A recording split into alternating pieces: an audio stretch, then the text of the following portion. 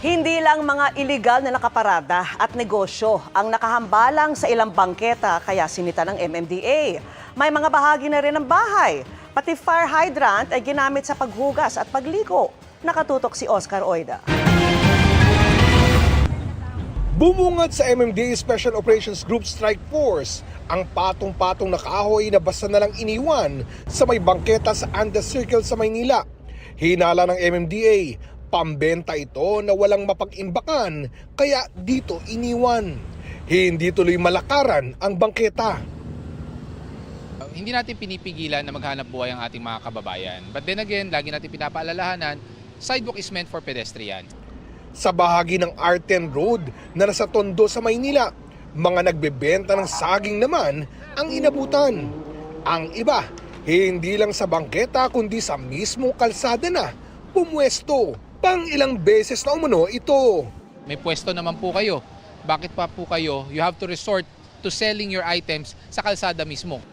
Sa Moriones Street naman, ginawa ng extension ng mga bahay at tindahan ang mga bangketa.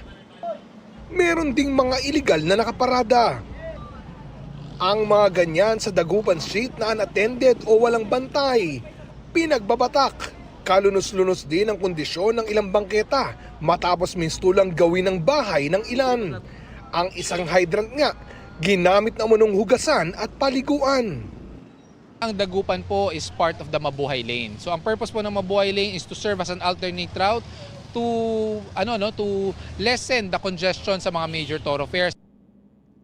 Sa bahagi ng Chino Roces Avenue Extension naman na nasa boundary ng Makati at Taguig, may ilan pa rin pumaparada ng alanganin. Sa tapat ng isang karinderya, kabilaan ng kalsada ang may nakaparada. Ganon din sa harap ng ilan pang establishmento sa lugar. Paulit-ulit po natin pinapasadahan yan. What we have to do lang talaga dito is we have to be consistent, paulit-ulit. Hindi man natin kayang araw-arawin, but we will operate then every once in a while po. Para kahit papaano magkaroon po ng muscle memory.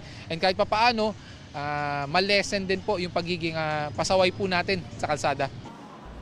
Para sa GMA Integrated News, Oscar Oida, nakatutok, 24 oras.